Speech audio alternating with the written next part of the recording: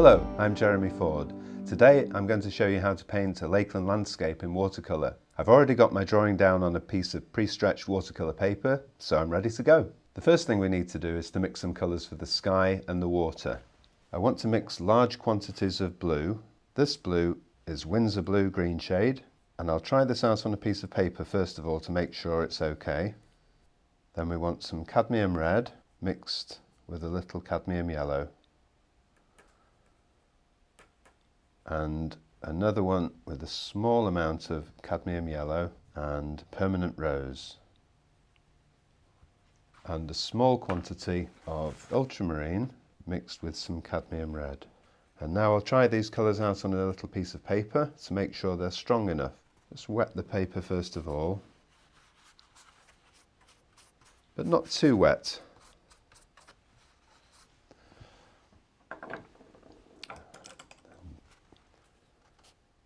This is the blue, and the pinky orange,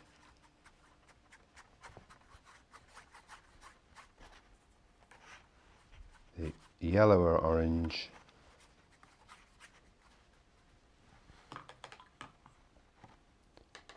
and the grey. I think those colours are fine. This way you can get a good idea as to how it will look on your finished painting. Now I'm happy with the colours. I can wet the paper using a good sized brush, a large mop or a flat brush will do, any large brush, and I'll wet the paper all over. Even though I'm just working in the sky for now, I'll wet the whole of the paper.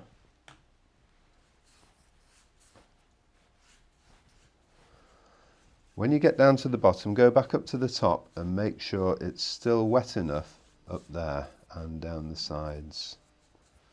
Then, using a number 16 brush, pick up the blue, Windsor Blue, spread that out. Looks quite strong when you put it on, but it will dry lighter.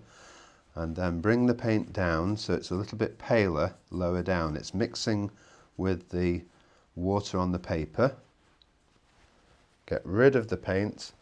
Now I'm going to go on to a size 10 brush and pick up the pinky orange, and put that into the gaps where I left before. Spread it out a little bit. Doesn't matter if some of the blue and the pinky orange mix. Spread that out a little bit.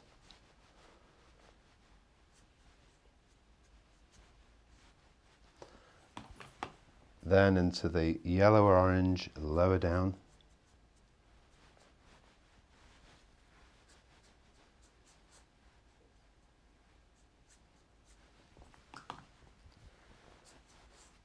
Bring that down, so just over the hills, it's very pale. Now pick up a little bit of the grey. Don't have too much on the brush. Get rid of some of the paint onto a piece of kitchen roll, and then you can control these little clouds. If you have too much on your brush, then the paint can run uncontrollably. Just mix a little with some more of the pinky red as well. Not too much on the brush, and following the direction of the other earlier brush strokes, got some nice wispy clouds. Need to be very careful when you do this not to have your brush too wet, otherwise you can get those cauliflowers which happen when wet paint meets drying paint. I can still see a shine on the paper here, so it's okay to put some not very wet paint on. I'll leave the sky now and carry on with the water.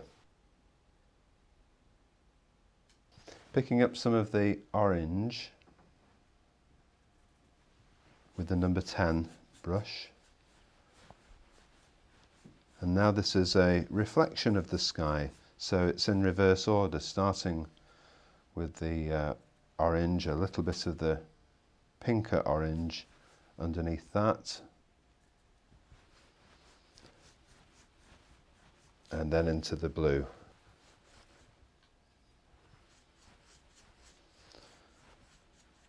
And where they meet, I'll get rid of some of the paint and blend them together a little bit. Try not to have the paint too strong where they meet.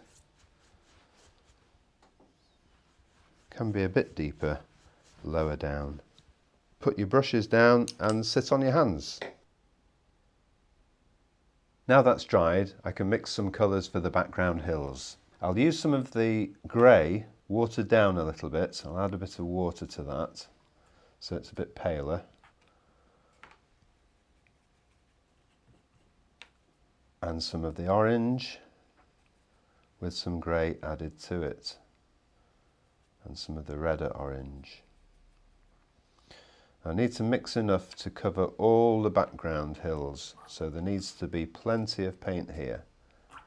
There doesn't want to be any chance of me running out, so I'll mix a little bit more. Try these colours out on a piece of paper.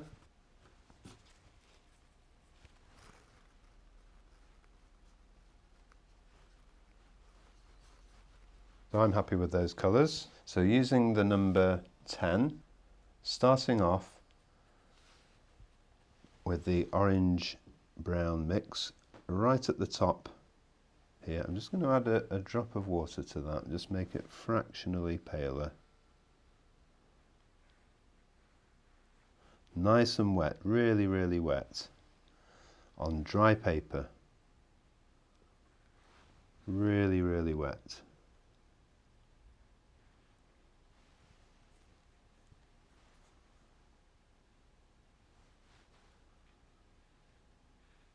And then introduce some of the grey and let them mingle.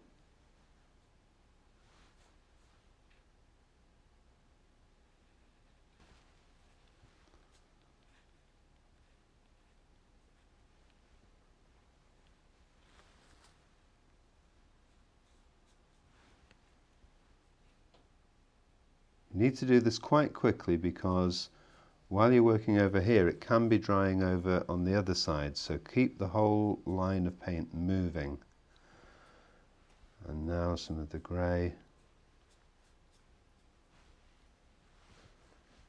Mostly the oranger colour at the top and mostly the greyer colour lower down.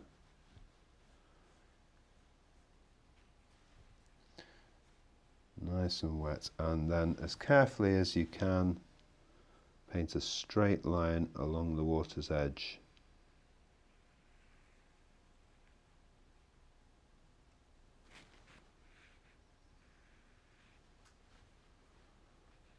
And here it's a little bit lower because there will be some darker hills to go over the top of this once it's dried.